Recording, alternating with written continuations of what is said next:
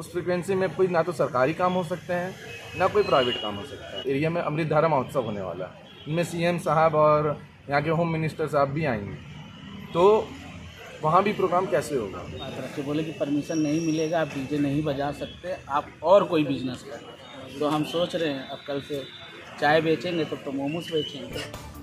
कोतवाली थाना महेंद्रगढ़ में तहसीलदार नीरज कांत तिवारी और थाना प्रभारी अमित कौशिक के द्वारा महेंद्रगढ़ क्षेत्र के सभी डीजे संचालकों की बैठक बुलाकर उच्चतम न्यायालय के आदेश की जानकारी दी गई। बैठक में डीजे संचालकों को उच्चतम न्यायालय द्वारा जारी किए गए निर्देश के साथ ध्वनि प्रदूषण के नियम और नियंत्रण कानून के तहत एवं एनजीटी के द्वारा जारी किए गए निर्देशों का पालन करने के संबंध में आवश्यक जानकारी दी गई। सभी डीजे संचालकों को स्पष्ट रूप से यह निर्देशित किया गया कि रात 10 बजे के बाद और परीक्षा अवधि के दौरान लाउड स्पीकर और डीजे बजाने पर पूर्णतः पाबंदी रहेगी। सार्वजनिक और निजी क्षेत्र में 50 डेसिबल से अधिक का ध्वनि प्रसारण बंद रहेगा। किसी भी कार्यक्रम में अनुमति लेकर डीजे और धमाल का संचालन करें, साथ ही उस कार्यक्रम में डीजे या धमाल बजाने के संबंध में अनुमति लेना भी आवश्यक रहेगा। साइलेंट जोन जैसे स्कूल, अस्पताल, कोर्ट परिसर, वृद्ध आश्रम आदि में डीजे बजाना पूर्णतः प्रतिबंधित रखा गया है। इसके अलावा अन्य नियमों की जानकारी डीजे संचालकों को दी गई। इसके साथ तहसीलदार ने कहा, नियम उल्लंघन पाए जाने पर उपरोक्त डीजे संचालक पर कार्रवाई की जाएगी।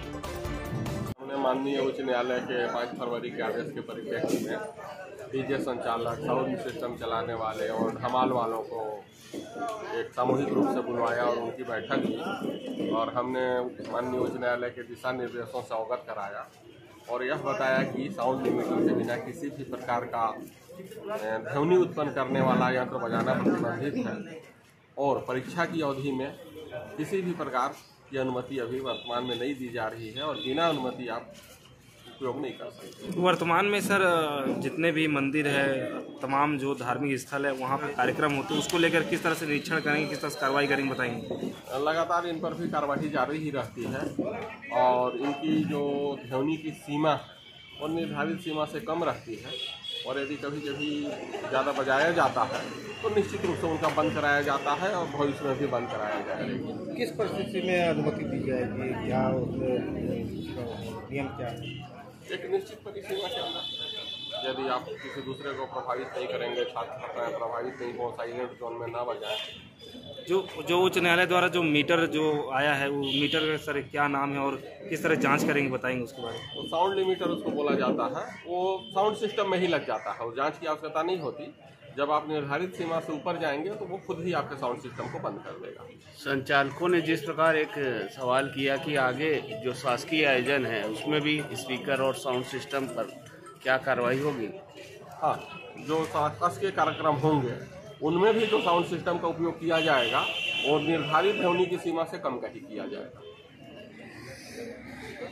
अब सालों से काम करते आ रहे हैं और जिस तरीके से प्रशासन ने ये आदेश जारी किया है 5 फरवरी को, तो उसमें जो भी नियम कायदा कानून है उसका पालन करेंगे हम लोग। पर जिस हिसाब से 50 डेसिबल का फ्रिक्वेंसी को उनको सेट किया है, उस फ्रिक्वेंसी में कोई ना तो सरकारी काम हो सकते हैं ना कोई प्राइवेट काम हो सकता है। ये अभी कुछ ही दिनों बाद महाशिवरात्रि है, हमारे एरिया में अमृतधारा महोत्सव होने वाला है, इनमें सीएम साहब और यहाँ के होम मिनिस्टर साहब भी आएंगे, तो वहाँ भी प्रोग्राम कैसे होगा? ये बड़ी सोचने वाली बात है। वहाँ भी जैसे बोला गया है शासन के हिसाब से 50 डेसिबल सेट किया, वहाँ तो 50 डेसिबल में साउंड चले रहेंगे, तो इससे बड़ी बात दुर्भाग्य वाला काम कोई नहीं है। हम सब बेरोजगार हो जाएंगे और क्या काम कर सकते हैं उसके बाद।